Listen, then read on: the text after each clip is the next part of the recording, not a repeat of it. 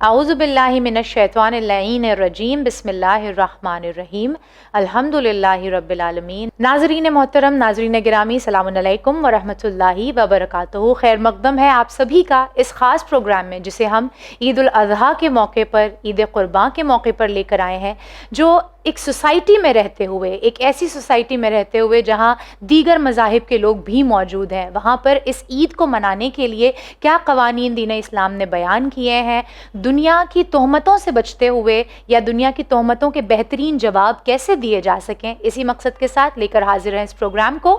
اور اس گفتگو میں میرا ساتھ دینے کے لیے عالی جناب مولانا کمال احمد خان صاحب قبلہ موجود ہیں، آئیے ان کا استقبال کرتے ہیں۔ السلام علیکم آقا۔ وعلیکم السلام ورحمۃ اللہ۔ مولانا صاحب اولاً بہت شکریہ آپ کا کہ اس گفتگو میں آپ ہمارے ساتھ موجود ہیں۔ ہم بھی شکر گزار ہیں آپ کے کہ اللہ تعالی ہم سب کو یہ توفیق دے کہ ہم نشر علوم آل محمد میں معین و مددگار بن سکیں۔ الہی آمین۔ آغا، سب سے پہلا سوال، آج ہم دیکھتے ہیں ہر طرف جو ہے وہ اینیمل رائٹس، ہیومن رائٹس اور ویمنز رائٹس اور بہت طرح کے تمام طریقے کے حقوق کے پرچم بلند کیے جاتے ہیں، کیونکہ بہت سارے حقوقوں کو پامال کیا جا رہا ہے اور انسان یہ چاہتا ہے کہ جہاں تک ہو سکے، جب تک وہ اس کے مفاد کو نہیں منحرف کر رہا ہے، دوسروں کے لیے آواز اٹھائی جائے۔ تو بات ہم اینیمل رائٹس کے اعتبار سے، حیوانات کے جو حقوق ہیں اس کے اعتبار سے اگر کریں تو سب سے پہلا سوال اگر کسی نان مسلم کے، ایک غیر مسلمان کے نظریے سے میں آپ سے پوچھوں کہ وہ مذہب جو حیوانوں کو کاٹ کھانے کا حکم دیتا ہے یا الاؤ کرتا ہے، اجازت دیتا ہے، اس مذہب کو کیسے یہ حق پہنچتا ہے کہ وہ یہ کہہ سکے کہ ہم حیوانوں کے حقوق کے قائل ہیں یا ہم اینیمل رائٹس کے حامی ہیں؟ بسم اللہ الرحمن الرحیم وبہ نستعین وہو خیر المعین۔ دیکھیے، سب سے پہلے تو میں آپ کی خدمت میں عرض کروں کہ ہم جو حیوانات کو ذبح کرنے کا حکم دیتے ہیں وہ ایک الگ مرحلہ ہے، ابھی میں انشاءاللہ آپ کی خدمت میں عرض کروں گا۔ جہاں تک بات رہ گئی حیوانات کو ضائع کرنا، حیوانات کو ختم کر دینا، حیوانات کو قتل کر دینا، اس کی کبھی بھی دین مبین اسلام نے اجازت نہیں دیا۔ حیوانات کو ضائع کرنا، ذبح کرنا اور وہ انسانوں کے کام آئے ایک الگ چیز ہے، قتل کر دینا یوں ہی اپنے عیش و نوش کے لیے تیروں سے مقابلہ کرنا اور حیوانوں کا شکار کرنا، حتیٰ اگر آپ کبھی غور کریں، میں واقعاً عرض کروں کہ دین مبین اسلام حیوانات کی نسبت کس قدر حساس ہے، چونکہ مخلوق الہی ہیں اور دین مبین اسلام کے قانون خدا نے بیان کیے۔ ظاہر سی بات ہے مخلوقات کے لیے جو قانون وہ خدائے رحیم و کریم بیان کرے گا، اس میں اس کا رحم و کرم ہر جگہ شامل ہوگا۔ حتیٰ یہاں تک ہے، ہمارے یہاں فتوے ہیں، مسئلہ ہے وہ یہ کہ اگر آپ کسی کشتی میں سوار ہوں، اور کبھی کبھار پرانے زمانے میں جب کشتیاں ہوتی تھیں تو سامان زیادہ ہونے کی وجہ سے، یعنی اوور لوڈ ہونے کی وجہ سے ایک مرحلہ ایسا آتا تھا کشتی غرقاب ہو جائے، ڈوب جائے، تو ایسے موقع پہ کیا کیا جاتا تھا؟ جو اجازت ہے فتوے میں کہ آپ پہلے ان سامان کو کشتی کے اندر سے پھینکیے جو غیر ذی روح ہیں، اب وہ چاہے کتنے بھی قیمتی ہوں۔ ہو سکتا ہے آپ نے ایک سونا پھینکا جس میں سے کئی بکری اور بکریاں خریدے جا سکتے ہیں، لیکن ابھی آپ کو اجازت نہیں ہے کہ آپ اس جانور کو دریا میں ڈالیں، آپ اس قیمتی چیز کو ڈالیے، اس حیوان کی جان بچائیے۔ یہ ہمارا مسئلہ ہے۔ حتیٰ میں آپ کی خدمت میں عرض کروں، میں ابتدائی یہ تمہیداً عرض کروں کہ جیسے نماز، سب جانتے ہیں کہ مسلمان نماز کی نسبت کس قدر حساس ہیں، اور ہمارے نماز بغیر وضو کے ہوتی نہیں، یعنی اگر وضو نہ ہو تو ہمارے یہاں نماز نہیں، مگر بعض صورتوں میں اجازت دی گئی ہے کہ آپ تیمم کر کے نماز پڑھ سکتے ہیں۔ اب یہاں پر ایک مسئلہ ہے کہ اگر آپ صحرا میں ہوں یا اسی جگہ پہ ہوں جہاں آپ کے پاس مثلاً ایک بوتل پانی ہے، ایک گلاس پانی ہے، اس ایک گلاس پانی سے آپ کے ساتھ یہ جو جانور ہے یہ پیاسا ہے اور آپ وضو کر سکتے ہیں، تو آپ وضو کریں یا اس جانور کو پانی پلائیں۔ کیا بات ہے، دین مبین اسلام کہتا ہے کہ یہاں تمہیں وضو کرنے کی ضرورت نہیں ہے، تمہارا وضو صحیح نہیں ہے، اگر تم وضو کرو گے تو تمہارا وضو صحیح نہیں، اس حیوان کو پانی پلانا تم پر واجب ہے، تم وضو کے بجائے تیمم کرو۔ یہ دین کا کنسپٹ ہے۔ اب اگر اس دین پر اس طرح کے الزامات لگیں کہ یہ دین حیوانات کو قتل کرنے کا حکم دیتا ہے، حیوانات کو مار دینے کا حکم دیتا ہے، یہ شاید میں عرض کروں کبھی کبھار کیا ہوتا ہے، ہم بعض حقوق کو جب دیکھتے ہیں تو چونکہ ہم حقوق صحیح سے پامال صحیح سے بنا نہیں پاتے، جب بھی ایک حق کو صحیح کرنے جاتے ہیں دیگر کئی حقوق پامال کرتے ہیں، اور ہم کو یہ بہت اچھا لگتا ہے کہ نہیں ہم نے حقوق کو بچایا۔ میں جیسے آج ہمارے ہاں یہ عام زمانہ ہے، کہتے نہیں عورتوں کے حقوق جو ہیں یہ ہے کہ انہیں باہر آنا چاہیے، آپ کبھی کبھار ایک حق کو صحیح کرنے کے لیے ہزاروں حق پامال کرتے ہیں۔ یہی یعنی ایک ماں کا حق پامال کرتے ہو، چونکہ وہ ماں اپنا حق ادا نہیں کر پاتی ہے، ایک بیٹی کا حق پامال کرتے ہو، بیٹی اپنا حق یہ ایک حق جو آپ یہاں پر صحیح، دین جب کسی حق کو صحیح کرتا ہے تو دین ہر طرف نگاہ کرتا ہے۔ یہاں پر جذبات و احساسات کی بہت باتیں نہیں ہوتی، دین عقلانیت کی بنیاد پہ ہے۔ یہ عقل کے تقاضے ہیں کہ ان عقل کے تقاضوں پہ حقوق بنائے جاتے ہیں اور انہی حقوق کی رعایت کی جاتی ہے، اور ان حقوق کو اگر آپ مانیں تو دیگر کسی حق کا جو ہے ضائع نہیں ہوگا، وگرنہ دین کہیں پہ بھی مجھے کوئی بھی آ کر دکھا دے دین نے کہا کہ آپ اس حیوان کو یوں ہی ضائع کر دیں، بے جا تلف کر دیں۔ حتیٰ میں روایت دیکھ رہا تو نبی اکرم صلی اللہ علیہ وآلہ وسلم فرماتے ہیں کہ من قتل عصفورا بغیر حق، اگر ایک چڑیا کو یوں ہی آپ نے مارا بغیر حق، سألہ اللہ عنہ یوم القیامہ، اللہ تعالیٰ کل قیامت میں آپ سے سوال کرے گا۔ یہ دین ہے، یعنی ایک چڑیا کو اگر یوں آپ نے مار دیا تو اللہ تعالیٰ کل قیامت میں آپ سے سوال کرے گا۔ ایک روایت میں کہ نبی اکرم ایک جگہ سے گزر رہے تھے، یہ ہوتا ہے بعض بیکار بیٹھے ہوئے لوگ جو ہے یہ جانوروں کو ستانا جو ہے اپنا محبوب مشغلہ، آج بھی بہت محبوب مشغلہ سمجھتے ہیں۔ نبی اکرم گزر رہے تھے، نبی نے دیکھا کہ ایک مرغ کو باندھ کر کچھ لوگ تیر اندازی سیکھ رہے ہیں۔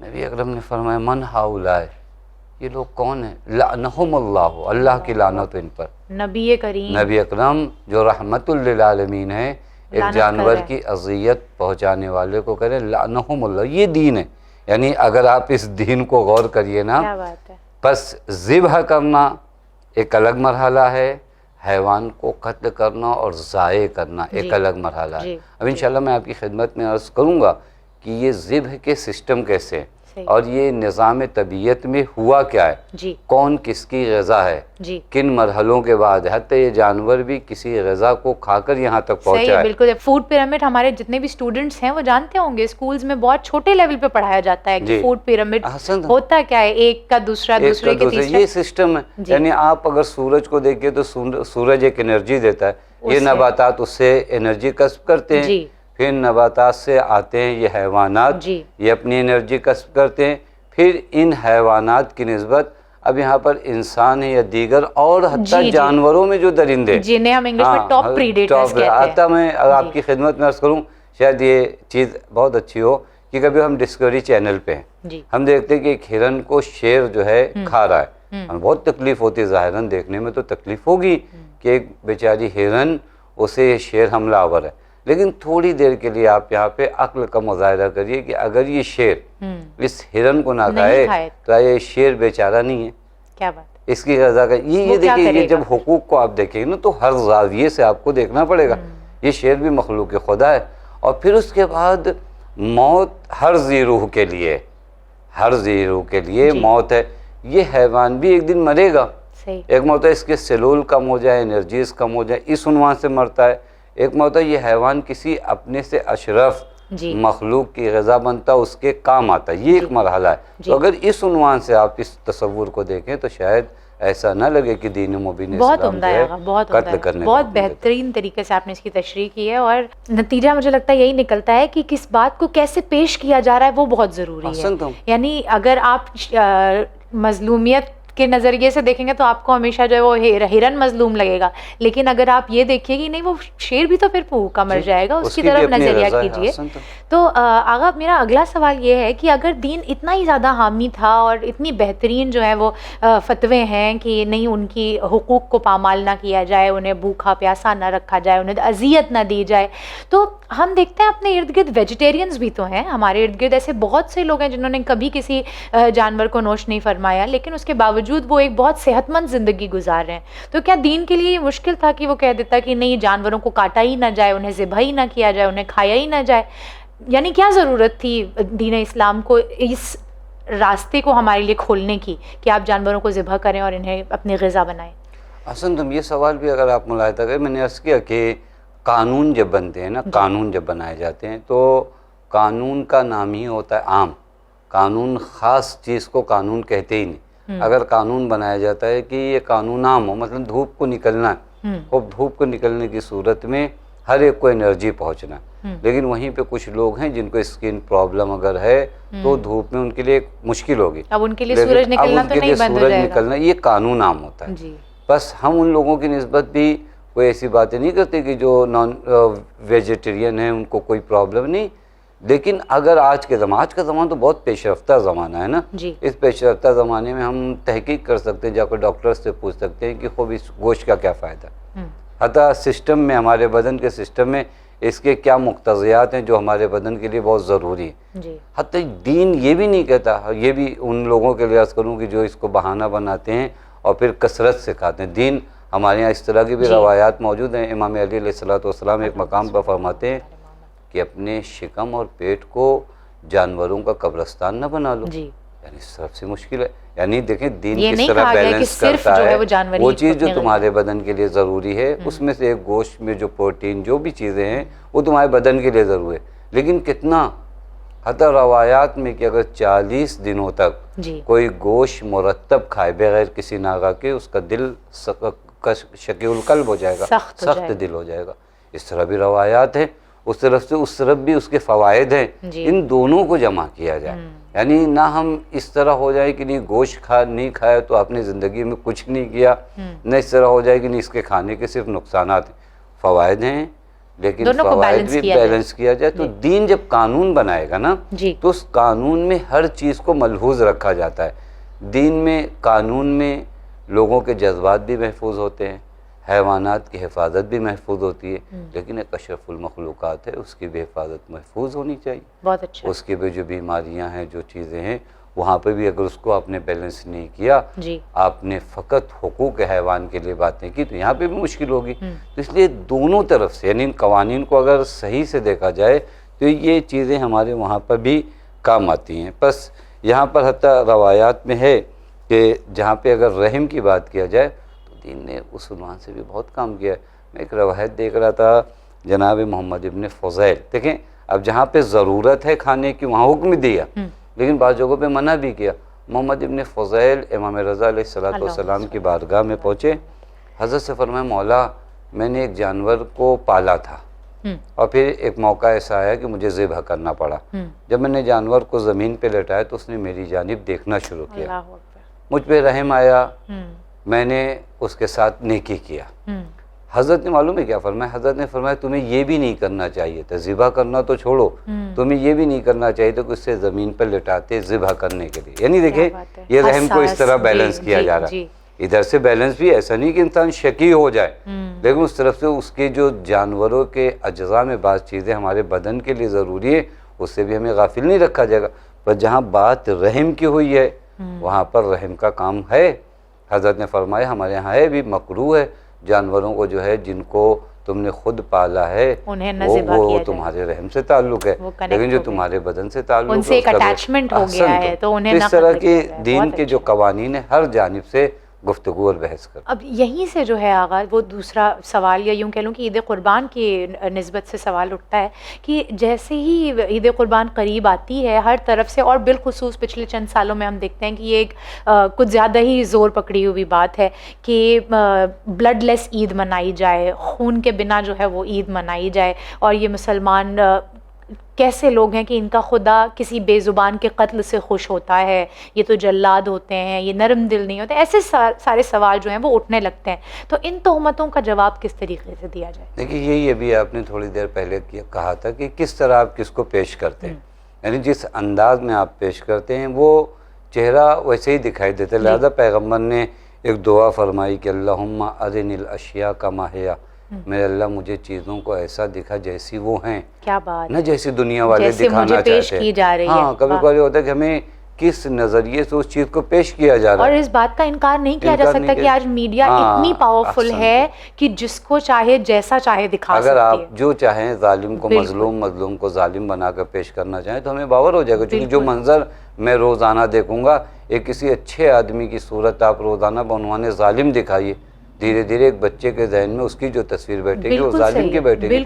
ایک مظلوم کو بعنوان ظالم دکھائیے، وہ دھیرے دھیرے جو ہے کیا نام ہے ہمیں مظلوم نظر. تو یہ بہت اہم دعا ہے. شاید ہم ناظرین سے بھی کہیں کہ یہ دعا حتیٰ اپنے لیے کیا کریں، چونکہ ہمارے گھروں کے رشتوں میں بھی اور کہاں پہ بھی ہر جگہ وہ چیزیں ویسی دکھائی دیں جیسے بہت بار ہم جو ہے وہ لوگوں کی باتوں میں آ کے رشتوں کو خراب کرتے ہیں.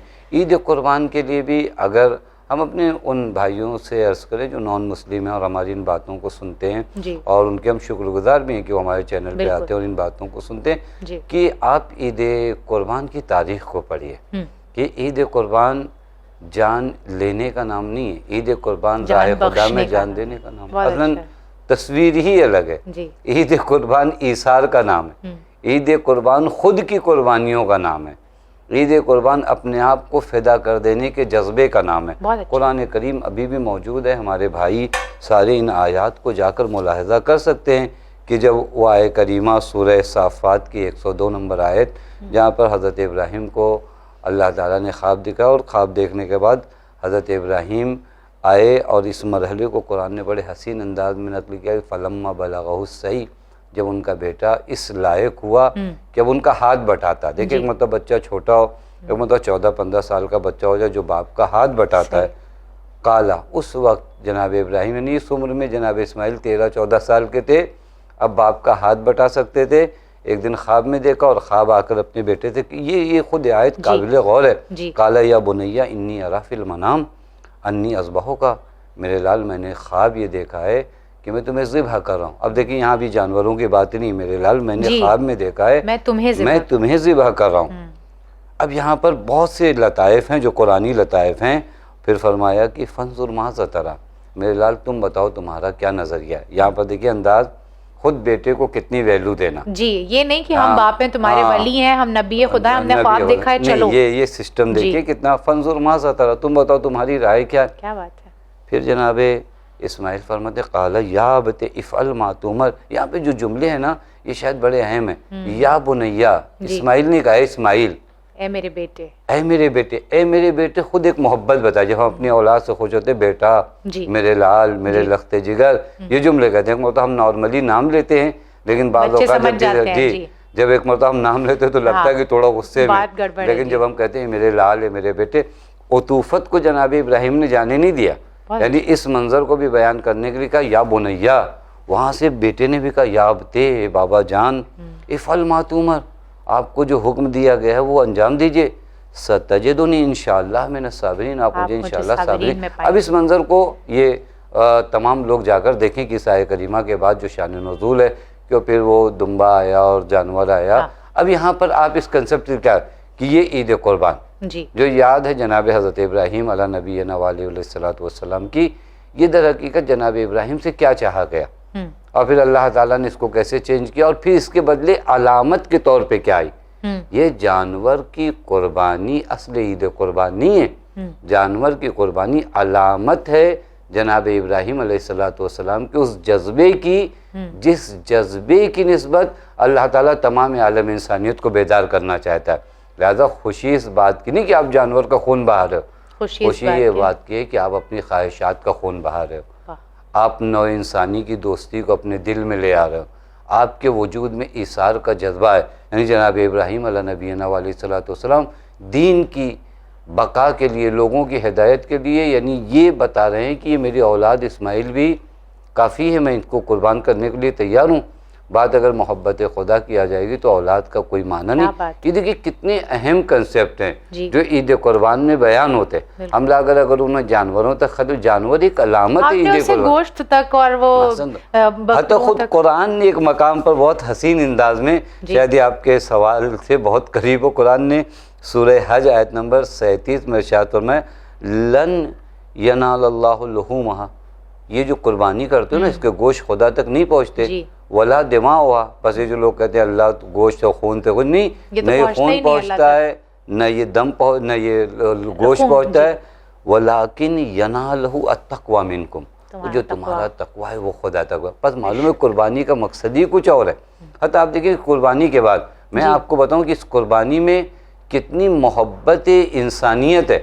قربانی کے بعد آپ پوچھئے جا کر کہ قربانی کے جانور کو کتنے حصوں میں تقسیم کیا جائے، کن کے درمیان تقسیم کیا جائے. یہ سارے درس کیا آپ کو ایک چیز جو نظر آ رہی جو ابھی ہم لوگوں نے ابتدا میں کہا کہ حیوانات کو ایک مقصد جو بنایا گیا نوع انسانی کی غذا کے لیے، خود خالق نے اس لیے بنایا ہے. جی اب اس غذا کو عید قربان کے دن عام مومنین، عام غریبوں، عام فقیروں، عام انسانوں سال بھر نہیں افورڈ کر سکتے ان تک پہنچانا یہ بہترین ایک درس نہیں ہے.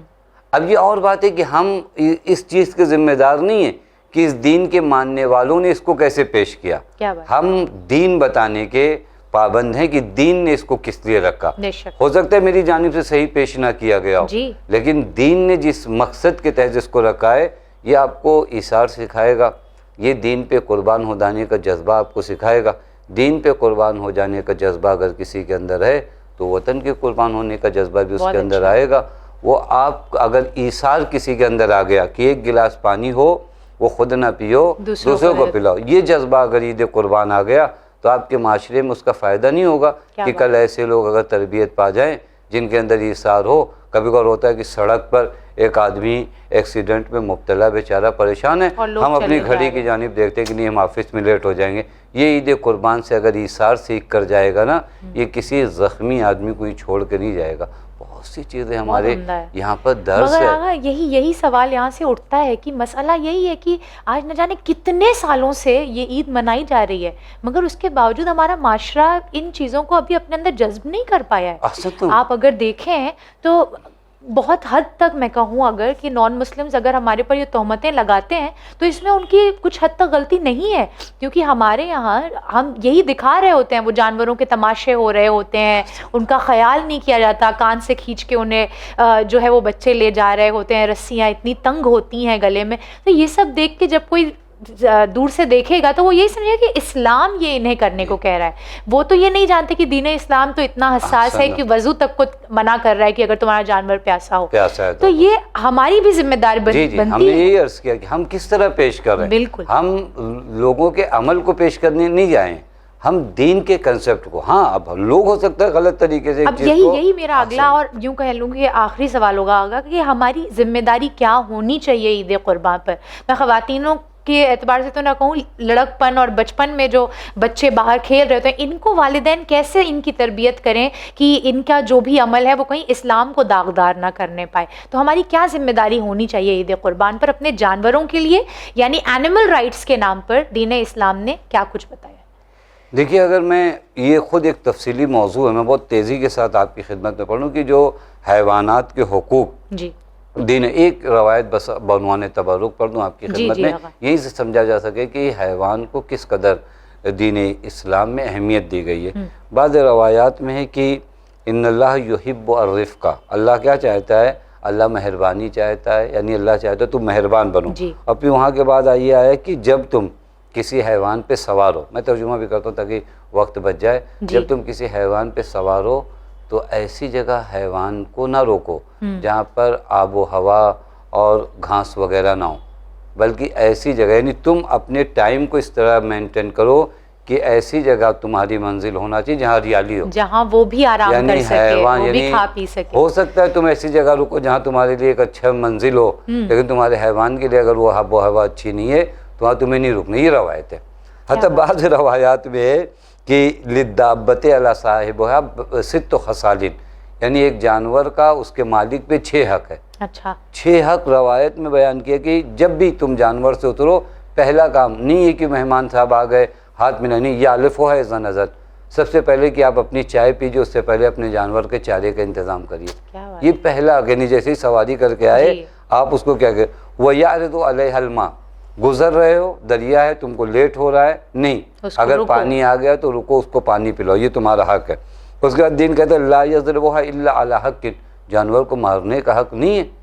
بعض اوقات کبھی کوئی جانور کو مارا جاتا ہے جب وہ نہیں چلتا ہے، لیکن یوں کہ اپنی مستی کے لیے اپنے کوڑے کو یوں گھماتے ہوئے نہیں، مارنے کا حق نہیں ہے. ولا يحملها ما لا تطيق، اصلا جانور ہے، اب اس کا مطلب یہ نہیں ہوتا کہ اگر وہ 25 کلو اٹھا سکتا ہے تو آپ 1 کنٹل کا سامان رکھ دیجیے، یہ دین ہے. پھر اس کا لا يكلفها الصيد الا طاقتها، جانور 5 کلومیٹر تک چل سکتا ہے، آپ اس کو 10 کلومیٹر تک نہیں چلا سکتے، یعنی اس کی سقط سے زیادہ سقط سے زیادہ آپ اس کو نہ چلائیں.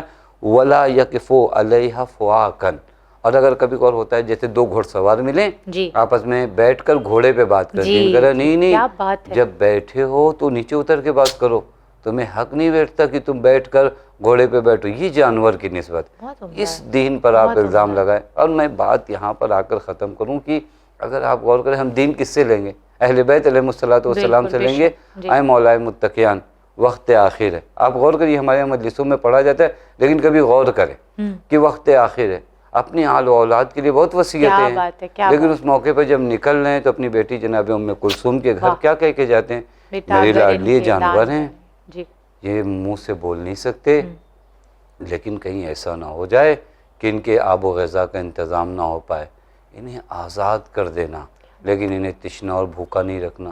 اب دیکھیں یہ دین ہے۔ اور آپ یہ دیکھیے کہ امام علیہ السلام کی دور اندیشی، آپ کا علم، کہ آپ نے اس شب اس کا ذکر کیا ہے کہ ہر سال اس کا تذکرہ جو ہے وہ ہماری مجالسوں میں کیا جاتا میں ہوتا ہے، یعنی کوئی اہم بات یہ نہیں ہے، یعنی ظاہراً امام کے دیکھنے میں، مصائب سے تو جی، جڑی ہوئی بھی جی، بات نہیں جی، ہے جی۔ یہ، لیکن پھر بھی اس وصیت کو، اس بات کو ہر مجلس میں اس کا تذکرہ کیا جاتا ہے، یہ امام کی دور اندیشی تھی۔ جی یہ اس طرح ہے۔ پھر اس کے بعد حتیٰ بہت مشہور ہے، آپ نے ہمارے ناظرین نے بھی سنا ہوگا کہ امام سجاد علیہ الصلوۃ والسلام نے ایک اونٹ پر 22 حج کیے، جی، اور ایک کوڑا بھی اسے کوڑا نہیں بھی مارا نہیں کبھی۔ مارا۔ یہ دیکھیں یہ دین ہے، یہ دین ہے، اس دین کو آپ عام کریے۔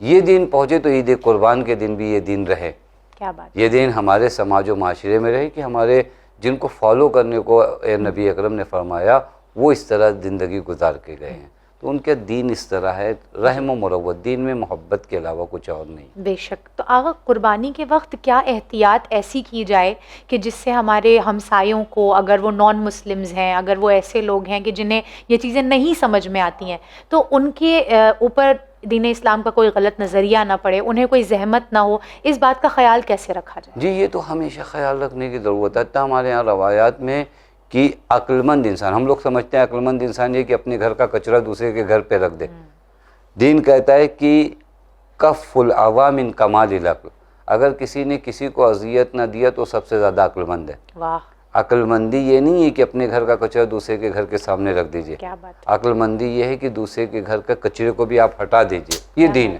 کیا بات، اب اگر ہم معاشرے اور سماج میں جی رہے ہیں اور ہم زیادہ ہیں اور اس کے بعد پورا روڈ خراب ہو رہا ہے، پوری گلیاں خراب ہو رہی ہے، یہ معاشرہ عقل مند معاشرہ نہیں ہے۔ ہو سکتا ہے یہ کالجز میں پڑھتا ہو، یونیورسٹیز میں پڑھتا ہو، لیکن دین کی زبان میں یہ معاشرہ جاہل معاشرہ ہے، بہت اچھا ہے۔ جس معاشرے میں اتنی عقل مندی نہ ہو کہ میرے اس عمل کی وجہ سے کسی کو اذیت پہنچے، یہ دین ہے۔ یہ دین اصلاً اذیت کی اجازت نہیں دیتا، حتیٰ بعض روایت میں دیکھ رہا تھا نبی اکرم فرماتے کہ اپنے سے کسی کو اذیت نہ دینا یہ صدقہ ہے۔ اچھا یہ صدقے کے لیے پیسے کی بھی ضرورت نہیں ہے نا، جی، میں ہو سکتا ہے کہ پیسے والا صدقہ نہ دے پاؤں، لیکن یہ تو صدقہ کر سکتا اپنے آپ کو کسی کو اذیت کسی بھی عنوان سے اگر ہم نہیں دے رہے تو یہ صدقہ نبی فرماتے ہیں یہ وہ صدقہ ہے جو اس آدمی کے کام نہیں ہے، اگر تمہارے کام آ رہا بہت ہے، اچھا۔ یہ دین ہے۔ تو اگر دین کو آپ کسی طرح پہنچانا چاہتے ہیں تو دین کو زیادہ تر تقریروں کے ذریعے نہ پہنچایا جائے، عمل سے، دین کو اپنے عمل کے ذریعے پہنچائیں۔ یہ خاص دن ہوتے ہیں ہمارے یہاں جس دن تمام دنیا کی ہم پر نظر ہوتی ہے، جی، اور نظر نہ بھی ہو، میں اس سے بات نہیں کروں کہ نظر ہے، صحیح ہے، یہ نظر تہمتیں نہ سب بھی ہو، اپنی جگہ ہے، ہمیں احسن اپنے اللہ کو منہ نظر، دکھانا ہے۔ ہاں ہمارے یہاں تو سب سے اہم چیز خداوند بے شک۔ متعال ہمیں دیکھ رہا ہے، نظر نہ بھی ہو، معاشرہ ہمارا اگر اس چیز کو سمجھ جائے کہ یہ جو کل حتیٰ کچرا اٹھانے والے وہ محترم لوگ، میں بعض اوقات وہ محترم لوگ جو آ کر کچرا اٹھاتے جی، انہیں اذیت نہ ہو، ان کو تکلیف نہ ہو، ان کا کام ہم نہ بڑھائیں، یہاں سے گزرنے والے ناک بند کر کے نہ گزریں، بہت اچھا، ایسی اس کنڈیشن کو بنائی کہ آپ کی یہ عید قربان واقعاً جب آئے تو لوگ انتظار کریں، نہ کہ اس کا بہت دنوں پہلے سے وہ عزائیہ جملات ادا کریں کہ اب ارے کیا ابھی عید ہوگا۔ آنے والی ہے، جی، عید آنے والی ان ہے، تمام جی۔ چیزوں کی رعایت۔ خدا ہم سب کو توفیق دے کہ ہم ایک بہتر معاشرے کی تشکیل کر سکیں۔ آغا بہت بہت شکریہ، پروردگار عالم آپ کو بہترین جزا سے نوازے۔ ناظرین گرامی، یہ اینیمل رائٹس کا ہمارا خاص ایپیسوڈ جسے ہم عید قربان، عید الاضحیٰ، جسے ہم بقر عید بھی کہتے ہیں، کے عنوان سے آپ ناظرین کے لیے لے کر آئے تھے۔ بہت اہم ذمہ داری ہماری ہے اس وقت، کیونکہ اس وقت ہمارے دین پہ ایک بہت ہی برا سایہ ہے، ایک بہت ہی نیگیٹو امیج اس دین کی لوگوں کے درمیان پھیلائی جا رہی ہے۔ ہے، پھیلی ہوئی ہے. ہماری ذمہ داری یہ بنتی ہے کہ ہم ان تمام نگیٹو باتوں کو، ان تمام منفی باتوں کو سرے سے اپنے عمل سے خارج کرتے ہوئے دکھائیں. ہم یہ دکھائیں کہ ان باتوں کا حقیقت سے، ان تہمتوں کا دین اسلام سے کوئی لینا دینا نہیں ہے. اور یقیناً یہی ہماری اور آپ کی اس وقت کی سب سے بہترین ذمہ داری ہے کہ ہم ایک بہترین انسان بن کے دکھائیں، ایک بہترین سٹیزن بن کے دکھائیں، ایک بہترین ناگرک بن کر دکھائیں. عید قربان منائیے، اپنی دعاؤں میں ہمیں بھی یاد رکھیے، اور ساتھ ہی ساتھ اپنے ہمسایوں کو، اپنے نیبرز کو، اپنی سوسائٹی میں رہنے والے لوگوں کو کسی بھی طریقے سے کوئی اذیت نہ پہنچنے دیجیے گا. انشاءاللہ دوبارہ حاضر خدمت ہوں گے کوئی اور موضوع لے کر. بنے رہیے چینل ون کے ساتھ. فی امان اللہ.